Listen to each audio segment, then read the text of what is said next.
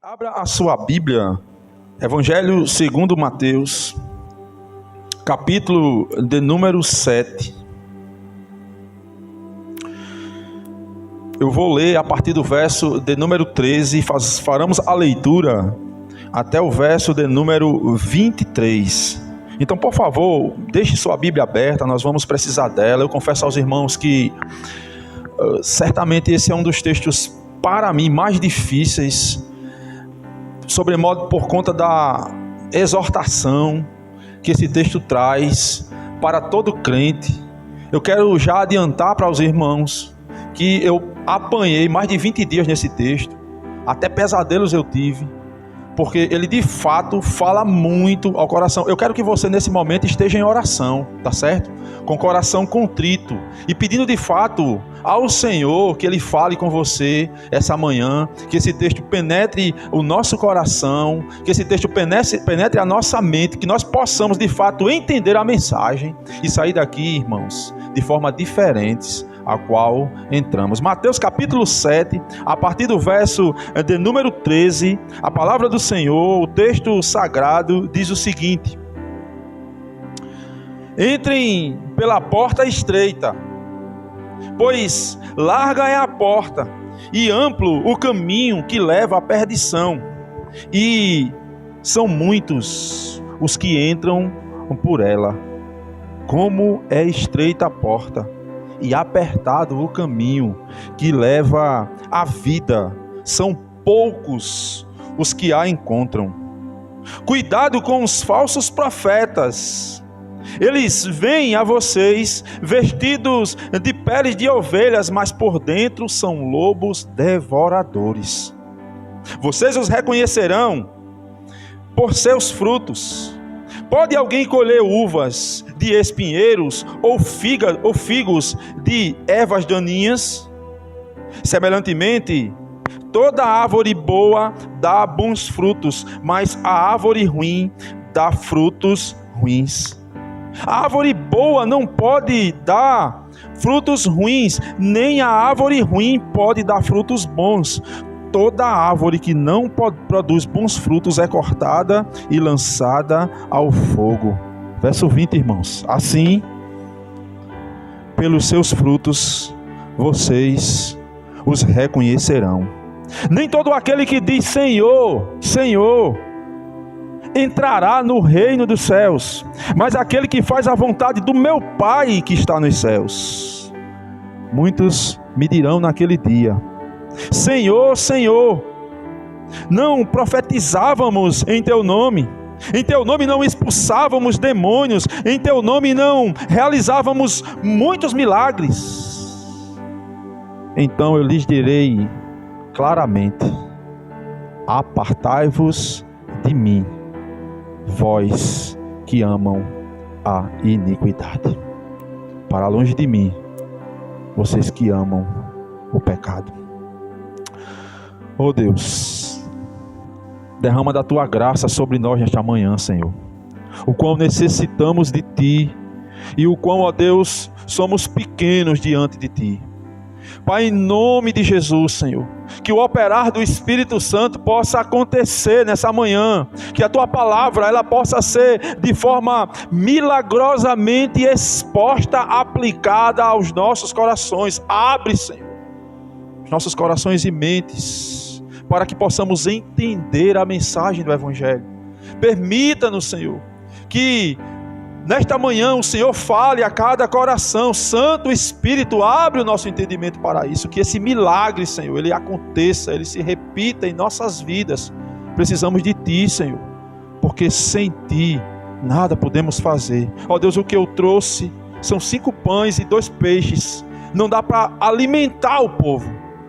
Portanto, que o milagre da multiplicação, que o milagre da comunicação aconteça essa manhã para a glória do Teu nome, Senhor.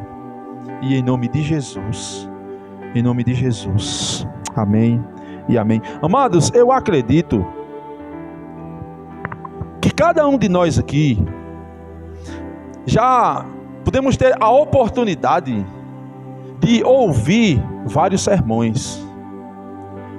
Eu acredito que cada um aqui já teve algumas oportunidades, se não várias, de ouvir diversos homens de Deus que sobem a púlpitos como esse e, instrumentalizados pelo Espírito de Deus, falam as verdades eternas da Bíblia. Eu tenho certeza, a começar de mim, que muitas e muitas vezes nós somos tocados por algumas mensagens. Ora, o Espírito Santo, em sua graça maravilhosa, ele abre o entendimento, ele abre o coração, e ele consegue, de uma forma divina e milagrosa, comunicar a você, através de homens, mulheres que pregam a verdade revelada do Senhor Jesus. Eles são iluminados pelo Espírito, portanto, eles pregam através do Espírito. Contudo, amados, também há, infelizmente, entre nós, falsos pregadores. Mensagens medíocres, onde o homem é exaltado e Deus é minimizado. Mensagens em que você sai delas, por exemplo, se achando o máximo, se achando o cara, se achando o centro. Há quem diga que de Jesus você é o centro. Contudo, irmãos, a mensagem verdadeira e genuína do Evangelho, ela sempre exalta a Deus, sempre glorifica ao Senhor, sempre exalta ao Todo-Poderoso, aquele que é o dono da sua palavra e por ela professa a nós. O texto que lemos, esse texto aqui, ele se configura em um sermão.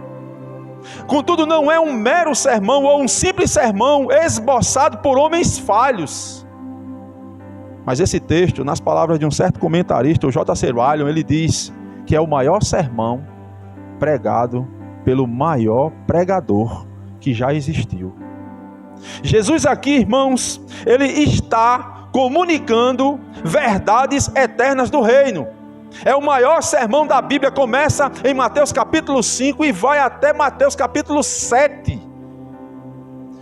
Esse grande sermão pode ser dividido em 3 grandes partes. Jesus primeiro, ele traz em seu bojo teológico e comunica ao povo verdades do caráter cristão, as bem-aventuranças.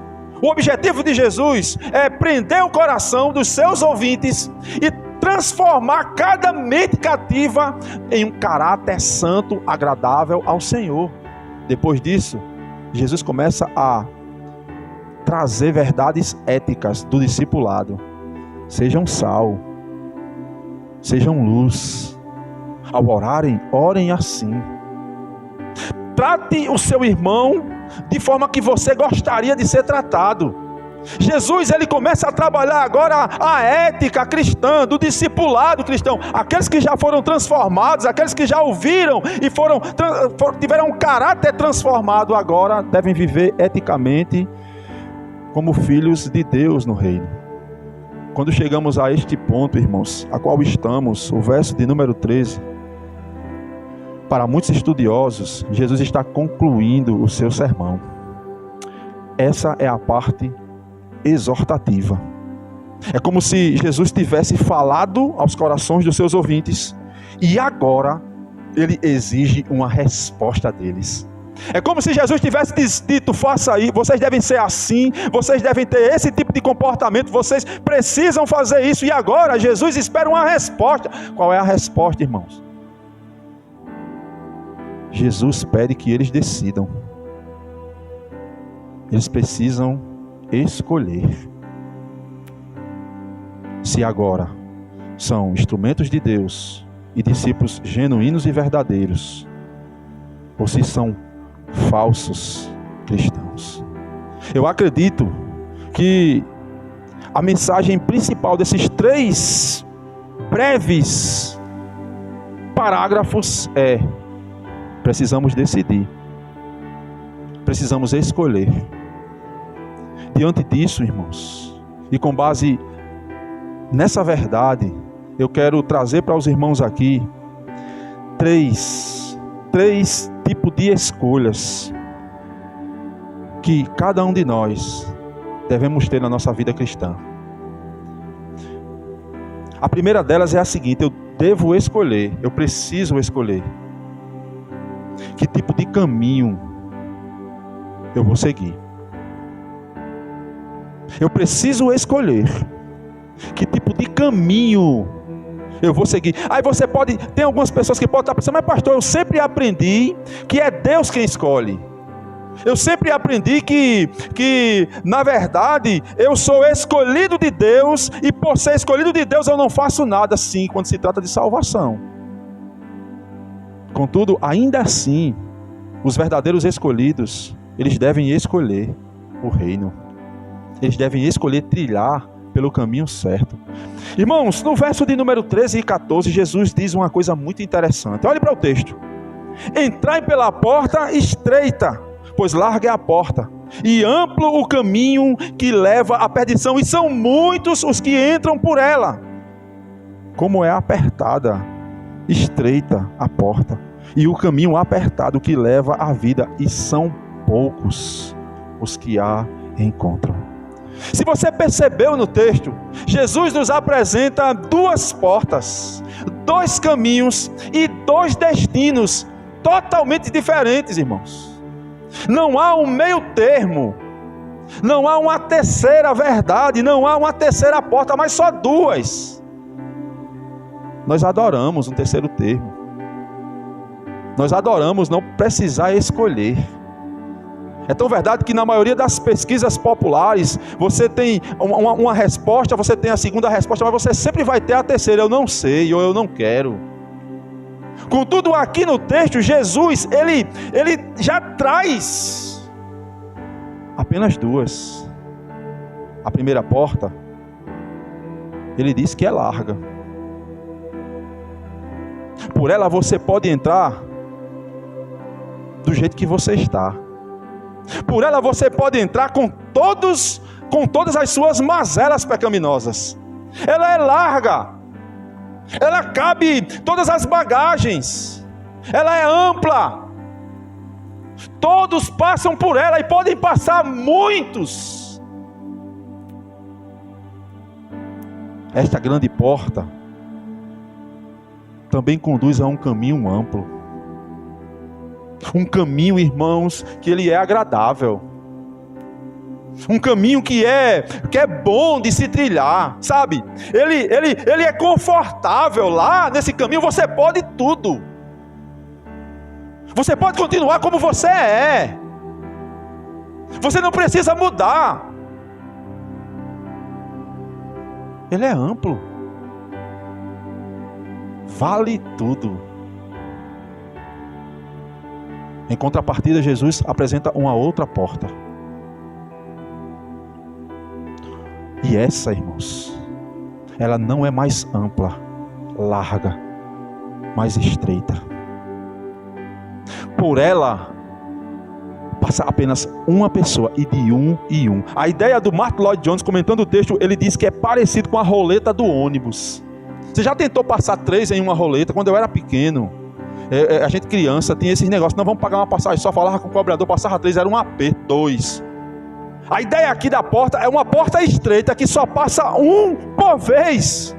O caminho, irmãos, ele é delineado, ele tem limites. Você não pode entrar com as suas bagagens, você não pode entrar do jeito que você é. Você tem que se despir da mochila. Só entra você. Só passa um por vez. O primeiro caminho largo, Jesus diz, conduz à perdição. Ele não explica o termo. Ao estudar o texto, eu concordo com o John Stott, é um comentarista do texto, quando ele diz que este termo, ele podia ser muito bem substituído pelo inferno. Caminho do inferno. Porque no inferno, ele continua, toda a alegria, a mais linda alegria da vida lá se torna em lágrimas. O outro caminho, em contrapartida, o apertado, ele conduz à vida. E a palavra aqui é vida eterna. Vocês percebem que nesses 2 versos Jesus apresenta 2 portas, 2 caminhos, duas chegadas, 2 destinos diferentes. Mas não apenas isso, Jesus também apresenta 2 públicos. Ele diz: poucos acharão a porta estreita, mas muitos são os que entram na porta larga. E quanto a nós, precisamos escolher qual caminho nós devemos seguir. Amados, o que é que nós podemos aprender com isso aqui, irmãos? O que é que Jesus queria comunicar? O que é que eu posso entender? Irmãos, eu gostaria que você prestasse bastante atenção, porque de fato é uma exigência do Mestre. Como falei anteriormente, ele tem ensinado o sermão e agora ele diz, porque quando Jesus apresenta a primeira porta, a segunda porta, o primeiro caminho, o segundo caminho e os 2 destinos, ele no verso de número 13 dá uma proposição, ele dá uma ordenação quando ele diz: entrem pela porta estreita. Não há um outro caminho, só há um caminho. Cristo Jesus é o caminho. Irmãos, eu não consigo entender cristãos que estão na igreja, que viveram na igreja, nasceram na igreja, um dia levantaram a mão. Isso não significa nada. Como é que pessoas assim ainda passam e estão andando no fluxo do mundo? Pela porta larga. Eu sou cristão, mas esse é o meu jeito. Eu sou cristão, mas eu não posso mudar. Eu sou assim. Eu tenho todas as mazelas, todos os pecados, nenhum deles foram ficados.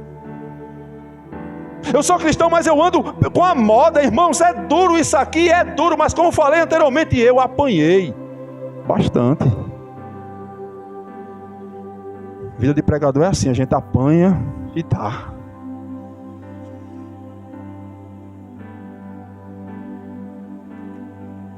Qual tem sido o teu caminho, meu irmão?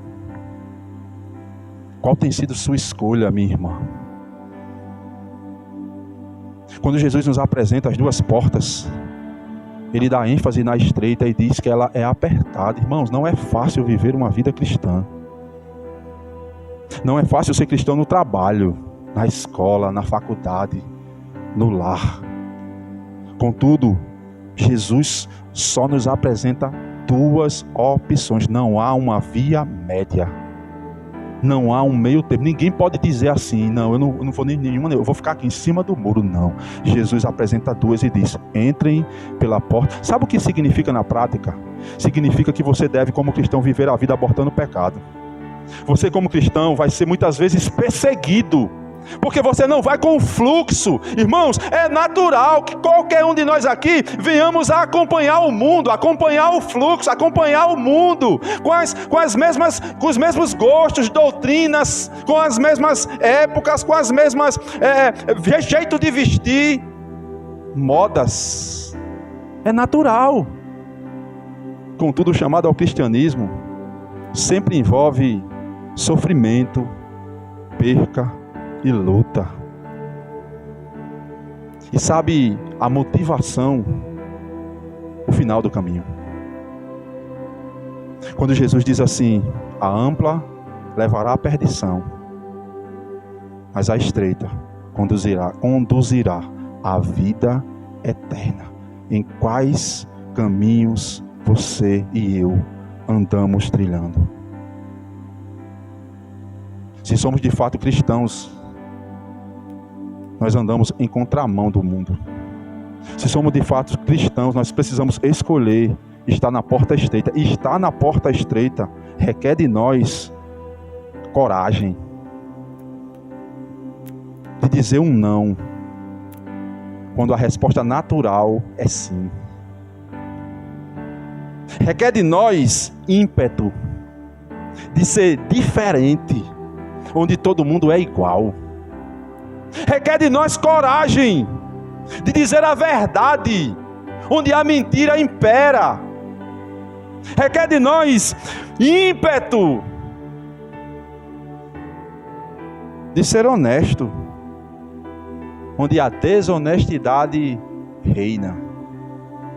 Entrai pela porta estreita. Mas pastor, como é que eu consigo isso, pastor? Em Cristo. O próprio Cristo diz: eu sou a porta. Você precisa decidir. Você precisa escolher. Esse primeiro parágrafo, ele traz algumas ideias. Nós podemos pressupor algumas ideias aqui que devem mexer com o nosso coração, porque é possível, e a gente vai ver isso no decorrer do texto, você viver uma vida cristã medíocre. Você está dentro da igreja, eu já falei isso demais, você nascer na igreja, você ser apresentado na igreja, você ser batizado na igreja, você estar em todos os cultos, você não perder você até gostar de pregações, de sermões, mas nunca ter sido igreja. Possível. Você está sempre na porta larga, no fluxo do mundo, porque não há mudanças. É inadmissível, irmãos, cristãos que já se converteram há algum tempo, mas continuam com os mesmos pecados de outrora, continuam no mesmo tipo de vida medíocre, de roubo, de mentiras, de falsidade, de temperamentos. Eu não estou dizendo que a transformação, a mudança é repentina nesse sentido, não, há um processo de santificação, mas pelo processo de santificação, a ideia é que a cada dia nós estejamos melhores. Tudo bem, aqui e acolá você vai cair, aqui e acolá você vai falhar, e aí o próprio Deus com seu Espírito nos levanta de novo. Contudo, a lógica natural é que eu avance.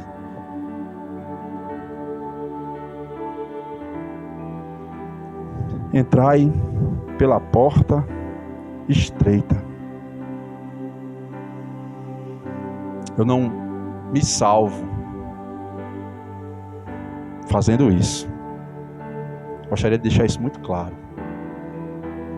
Não tem a ver com salvação, no sentido amplo da palavra. Mas se eu sou salvo, eu faço isso. Na verdade, eu não me salvo a entrar na porta, mas se eu sou salvo, eu testifico a minha salvação entrando na porta estreita. O contrário também é verdadeiro.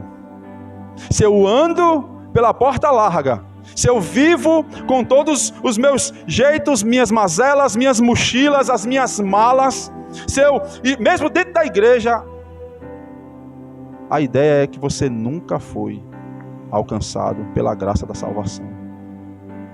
Porque o testificar da salvação é viver no caminho estreito. O testificar da salvação é entrar na porta estreita.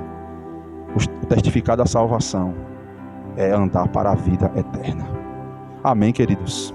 Então, em primeiro lugar, nós precisamos, eu e você, escolher o caminho que devemos seguir. Mas nós temos uma segunda verdade. Nós também precisamos escolher que tipo de mensagem eu devo ouvir. Olhe para o verso de número 14 e 15.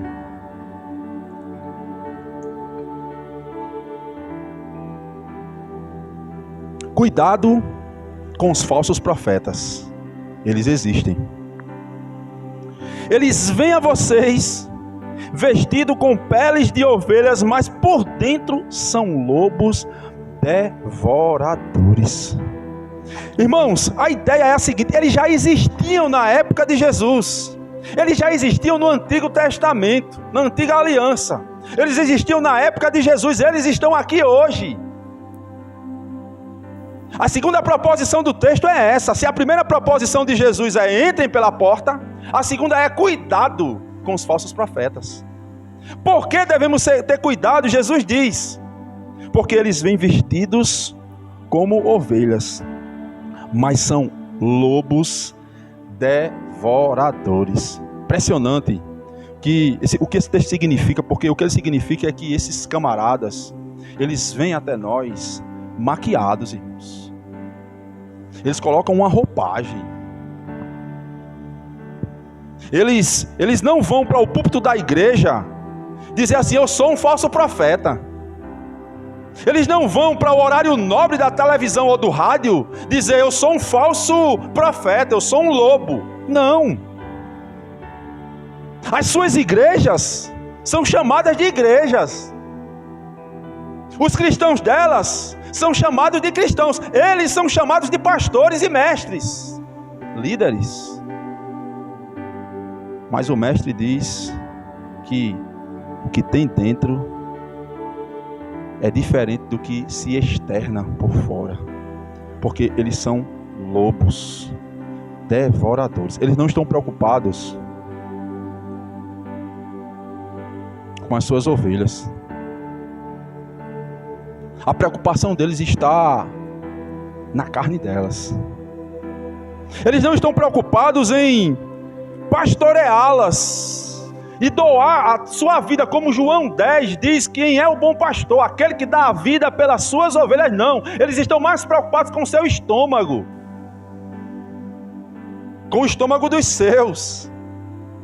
E por que Jesus, ele infere isso, irmãos? Porque Jesus pede que nós devemos ter cuidado, porque são lobos, são traiçoeiros, são inimigos. A ideia de usar lobo aqui, na Palestina do primeiro século, era o principal inimigo das ovelhas. O bom pastor, como dava a vida pelas suas ovelhas, como se deu, o mau pastor, o pastor falso, ele corria e deixava com que elas morressem pelos lobos. Como nós os conhecemos? Jesus nos responde. Verso de número 16. Vocês os conhecerão pelos seus frutos. Aí ele continua: alguém pode colher uvas de espinheiros ou fígados de ervas daninhas?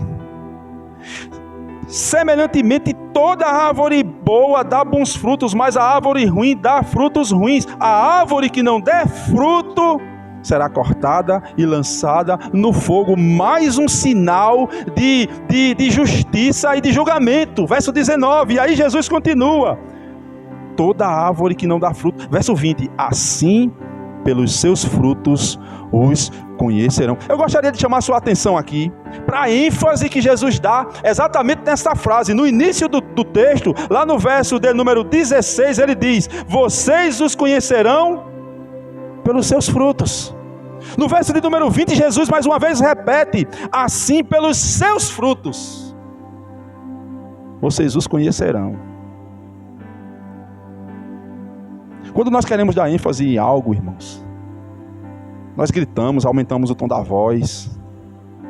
Quando estamos escrevendo, nós colocamos em negrito ou em caixa alta. No hebraico aqui, esse texto, ele é narrado no hebraico, transliterado para o grego depois.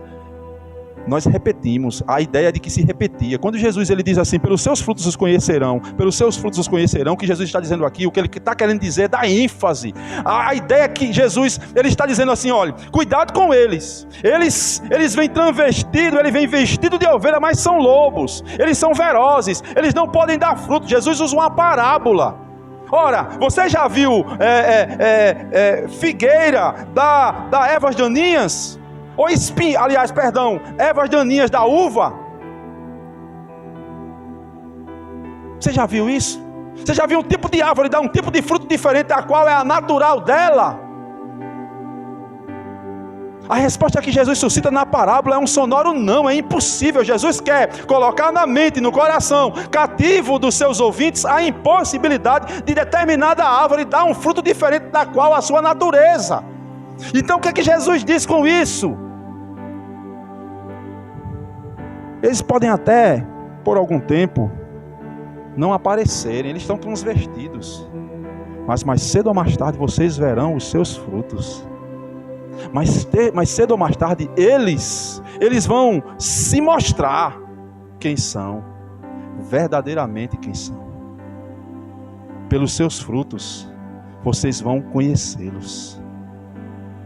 Assim sendo, Jesus admoesta este povo a ter cuidado com o tipo de mensagem, gente, com o tipo de pregação, com o tipo de ensinamento. Perceba, Jesus fala dos falsos profetas, e a sugestão aqui natural do texto, a aplicação natural do texto é para líderes. Pastor, então como é que eu sei, pastor? Quando o camarada é um falso profeta, ele está vestido. Determinado comentarista, ele sugere algumas respostas, irmãos. 3 respostas. John Stott, ele nos sugere que vai nos ajudar. O conteúdo da sua mensagem. Pelo conteúdo da sua mensagem. Quando você escuta a pregação de alguns homens, você, ao concluir a sua mensagem, você sai se amando mais, com o seu ego inflado, você sai nas nuvens como se você fosse a melhor pessoa do mundo, ou você sai de joelhos, quebrantado, adorando ao Senhor pela sua misericórdia e graça. É o conteúdo da mensagem, é o que é pregado. Ao ouvir os seus sermões, você é enaltecido ou Deus é enaltecido? Você é superestimado ou Deus o é? Você é levado a um patamar de adoração própria ou Jesus o é? Conteúdo. Conta-se que na época de Charles Spurgeon, grande pregador batista do século XIX, em Londres havia 2 igrejas grandes, a de Spurgeon e a de um outro pregador também batista. E o itinerário religioso passava por essas igrejas, e dizem que quando iam para outra igreja, para outra grande igreja que também estava em Londres, perto da de Spurgeon, o pessoal saía de lá dizendo mais ou menos o seguinte: rapaz, que grande orador, o cara prega demais, grande orador, ele fala bem, ele expressa bem, ele é um grande homem. Pense num grande homem. Quando iam para a igreja de Spurgeon, saíam lá dizendo o seguinte: grande é o Deus de Spurgeon. Conteúdo, irmãos, conteúdo. Vocês vão os conhecer pelo tipo de conteúdo que eles oferecem. Cuidado com os falsos profetas. A segunda resposta, ainda elaborada por John Stott, é de onde emana a mensagem desses homens. Será que de fato eles expõem a Bíblia? Ou eles recortam textos da Bíblia com os seus pressupostos para chegar onde eles querem? É a Bíblia que é exposta? É a verdade absoluta do texto que salta aos nossos corações, que nos exorta, que nos quebra, que nos chama, que nos transforma?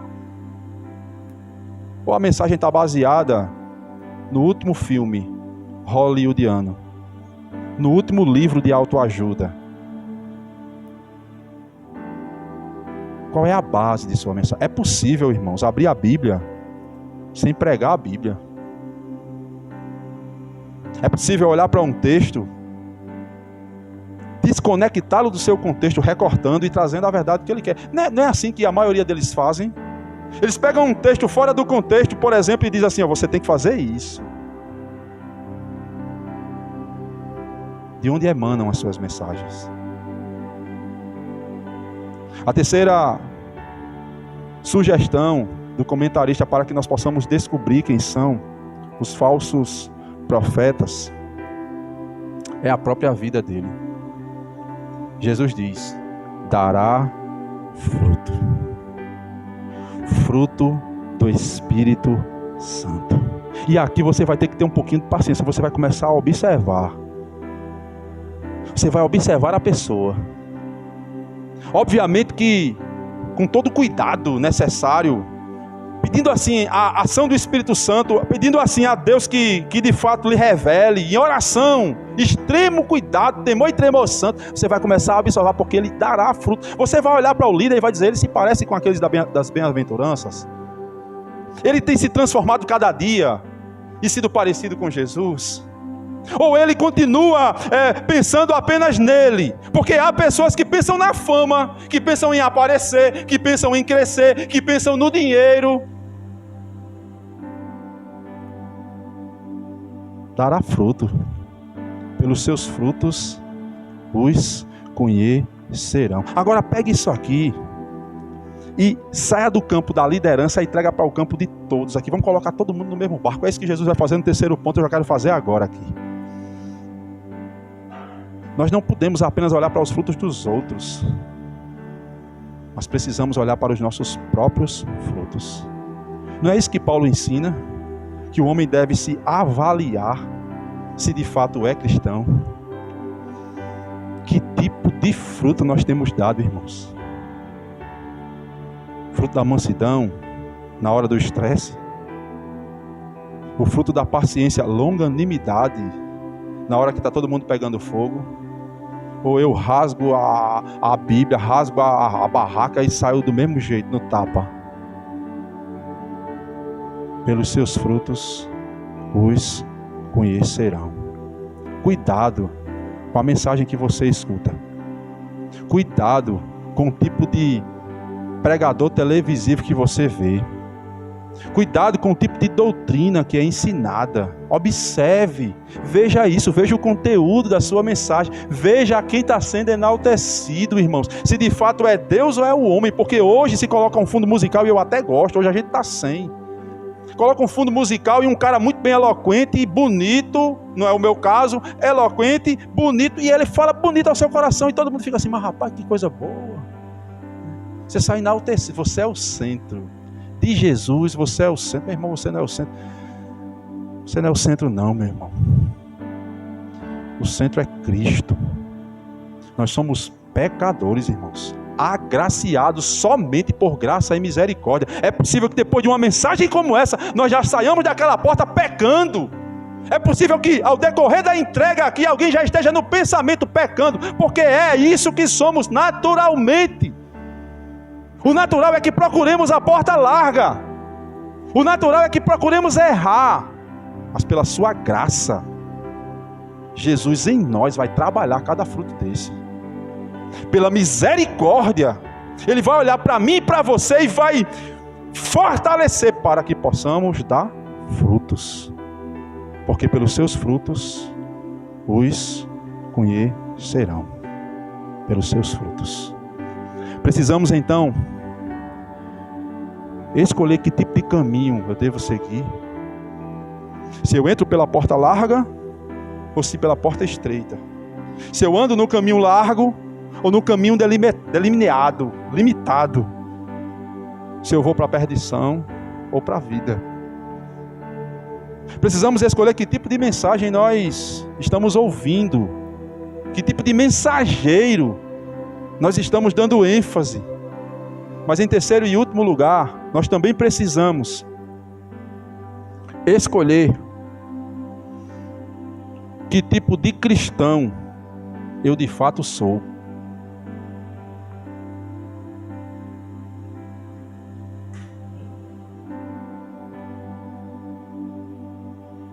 Se nos versos anteriores, Jesus falava dos falsos profetas, a partir de agora, Ele vai falar dos falsos professos.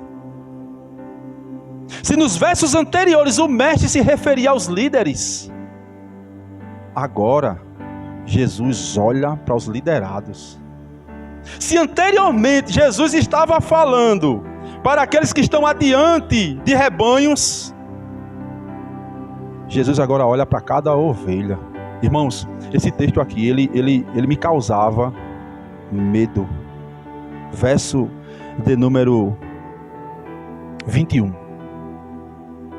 Nem todo aquele que diz Senhor, Senhor, entrará no reino dos céus, mas aquele que faz a vontade do meu Pai que está nos céus. Muitos, verso 21, me dirão naquele dia: Senhor, Senhor, não profetizamos em teu nome, em teu nome não expulsamos demônios, em teu nome não realizamos milagres e maravilhas. Olha o verso 23. Então eu lhes direi claramente: apartai-vos de mim, Vocês que amam a iniquidade. Queria que você percebesse as ênfases aqui. Não se trata de cristãos, na nossa linguagem, cru, frios. Eles são performáticos. Eles são até fervorosos. A palavra Senhor é repetida 2 vezes. Você percebeu isso? Senhor, Senhor. Eles atribuem o título que Jesus recebera da igreja primitiva. Cúrio, Senhor, aqui é Deus. Eles reconhecem, eles professam de boca, Senhor, Senhor. Mas não apenas isso, não há apenas uma profissão de fé.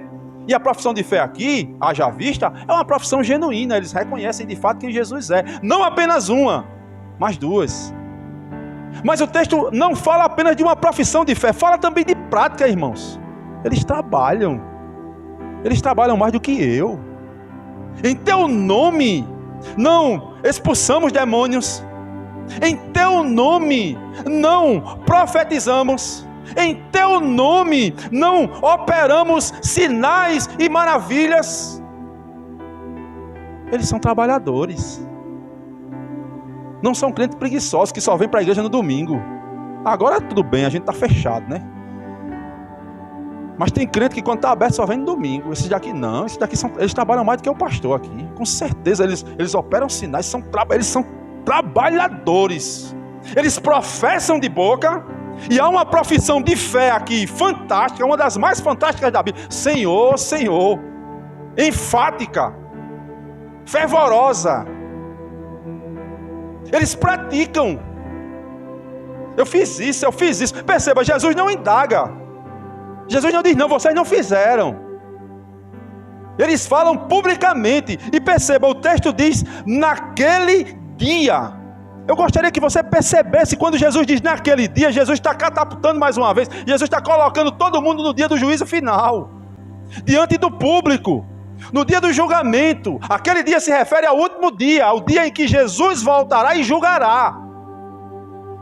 Muitos, não são poucos, me dirão, fiz isso, Senhor, Senhor. Profissão de fé, prática, mas o seu coração, irmãos, certamente não estava o mestre. É por isso que a sua resposta, no verso de número 23, ela também é enfática. Ela também é perante um público. Ela também é para todo mundo ouvir. Do jeito que eles falaram para todos ouvirem, Jesus também vai falar. Jesus vai dizer, então eu lhes direi. Vocês não apenas falarão, eu também falarei. Eu vou dizer assim, apartem-se de mim. Eu jamais. Essa expressão jamais, no grego, ela significa que nem por um minuto Jesus esteve com eles. Nem por um minuto Jesus foi o centro do coração deles. Nem por um minuto na vida, um segundo na vida, o mestre estava presente. Jamais conheci vocês. Que dura palavra. Que dura palavra. Que silêncio, irmãos.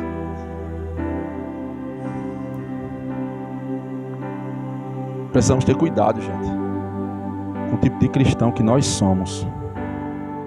Perceba que os cristãos do texto, eles professavam Jesus com fervor santo.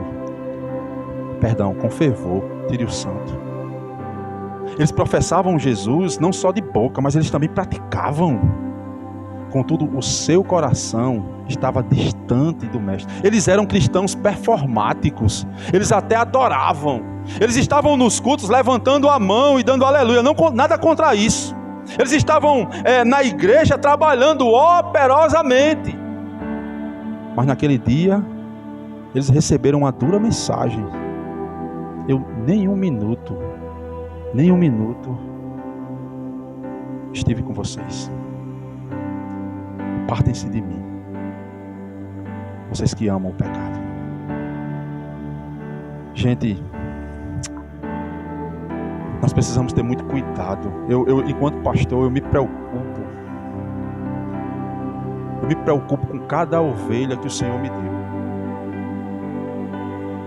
E sabe por que eu faço isso? Porque eu amo cada um de vocês. O meu maior desejo é um dia chegar no céu e olhar cada um de vocês sem que nenhum se perca.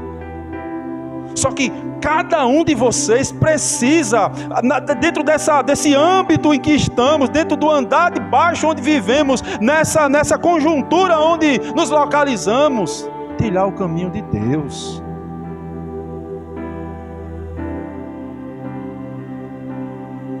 Ter Jesus como seu centro, como a coisa mais preciosa que tem na sua vida. Quando lhe faltar as coisas, você vai sofrer, porque é natural que soframos, mas há dentro do seu coração, deve ter dentro do seu coração uma satisfação plena em Deus.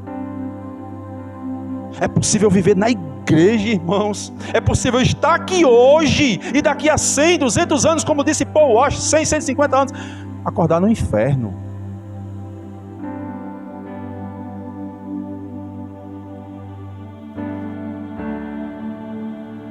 É possível viver a vida toda aqui e acordar no inferno. Que tipo de cristão nós temos sido, irmãos? Como está o nosso coração diante do Senhor?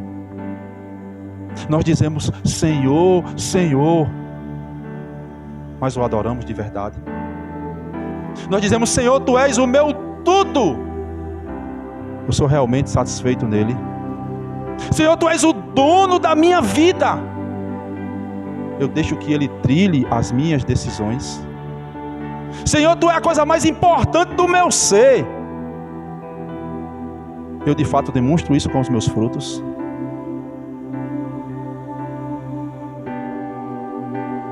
Muitos me dirão naquele dia: Senhor, Senhor, eu vos direi, apartai-vos de mim, vocês amam o mal. Eu jamais os conheci. Jesus, ele, ao concluir o sermão, eu não vou pregar nesse texto, provavelmente esse domingo próximo, ele traz uma ilustração das casas, muito pregada, muito falada, na conclusão do seu sermão. Mas a mensagem principal da última parábola de Jesus, da parábola dos construtores, do insensato e do sábio, é exatamente no ouvir e fazer. Aqueles que ouvem a minha palavra e fazem o que eu digo, eles são como homens assim, assim, assim. Constrói a sua casa sobre a rocha, essa vai vir rio, vai vir vento, vai soprar contra ela, mas ela não vai cair, porque está sobre a rocha, Cristo Jesus. Ao final dessa mensagem é o meu desejo, irmãos. O meu desejo é que nós possamos de fato escolher o caminho certo, e essa escolha depende de você, é você quem faz, não para a salvação, mas para comprovar se de fato você é salvo. Ao sair daqui nesta manhã, você pode comprovar a certeza da sua salvação, sabe como? Andando pela porta estreita, pelo caminho apertado, vivendo em contramão do mundo, não vivendo como o mundo vive, não como a última moda, sendo diferente mesmo, sendo perseguido mesmo, sendo quadrado mesmo na escola, faculdade, no trabalho, falando a verdade onde a mentira impera, como falei, andando pela porta estreita. Você pode garantir, você pode na verdade não garantir, mas você pode demonstrar. Eu não estou falando de obras para a salvação, mas eu estou falando de evidências de realmente salvo. Segundo, você pode também evidenciar pelos seus frutos. Que tipo de fruto nós estamos dando? Frutos bons ou frutos ruins? Jesus deixa muito claro aqui para a gente que a árvore ruim ela não vai dar bom fruto, nem a árvore boa vai dar mau fruto. Contudo, verso 19, aquela árvore que não dá fruto, ela é cortada e lançada no fogo. Quando você vai lá para Lucas capítulo 6, acho que verso 46, que é o texto correlato desse, Lucas ele é mais enfático, porque ele diz, ela é lançada num fogo que nunca se apaga. Ela é lançada no inferno, na perdição eterna. Como eu posso evidenciar a salvação? Observando que tipo de crente eu sou. Eu sou performático? Eu sou aquele tipo de crente que apenas está na minha boca? Eu apenas demonstro para as pessoas? Eu até opero alguma coisa, mas no meu coração Jesus não está. Ele não reina na minha vida, Ele não reina no meu casamento, Ele não reina nas minhas decisões, Ele não reina, eu não tenho satisfação nele. O conselho prático é: busque a Cristo esta manhã. Não saia daqui com essa dúvida. Enquanto a salvação você não pode ter dúvida, você deve ter certeza. E a certeza não baseada nas suas obras, mas baseada na obra de Jesus. Não é exatamente o que diz o último parágrafo. Tais irmãos cristãos, coloque entre aspas, se apresentavam diante de Deus com muitas obras. Eu fiz isso, Senhor, eu fiz isso, Senhor, eu fiz aquilo. Não é isso que lhe dá a salvação. A salvação lhe é dada pela obra magnífica de Cristo Jesus, irmãos. É obra dele, é graça, é misericórdia. Então, pastor, o que é que eu faço depois de uma mensagem como essa? Corra para aquele que pode lhe dar a salvação. Eu não posso. Ninguém aqui pode. Na verdade, estamos todos no mesmo barco, lutando, escolhendo a cada dia. Ao sair dessas portas, ao acordar amanhã, escolha ser um cristão de verdade. Escolha dar testemunho de Deus. Escolha sofrer por Cristo. Escolha andar pelo caminho apertado. Escolha dar frutos. Amém, queridos? Que Deus assim possa aplicar essa mensagem no meu e no seu coração. Vamos orar? Senhor, nós te louvamos, meu Deus. Nós te bendizemos, porque tu és bom e a tua misericórdia ela dura para sempre. Obrigado, meu Deus, pelo Evangelho. Obrigado pela mensagem. Obrigado por Cristo, porque não é por nós, não é em nós, mas é nele. Ó Deus, que nós aqui enquanto cristãos, que nós possamos de fato e de verdade testemunhar de Ti, Senhor. Nós possamos expressar a nossa salvação através das escolhas diárias. Que eu de fato deva andar pelo caminho apertado, não como o mundo anda, como o fluxo anda, mas em contramão dele, Senhor. Que eu possa de fato perceber, ó Deus, o falso profeta, ó Deus, que eu possa perceber pelo seu fruto, assim também nos meus frutos. Que eu possa, meu Deus, dar testemunho de Ti amanhã, hoje e eternamente, Senhor. Oh Deus, derrama essa graça sobre mim, sobre a Tua igreja. É o que eu te peço, Pai, confiando nos méritos de Cristo Jesus e para a glória dEle e em nome dEle. Amém.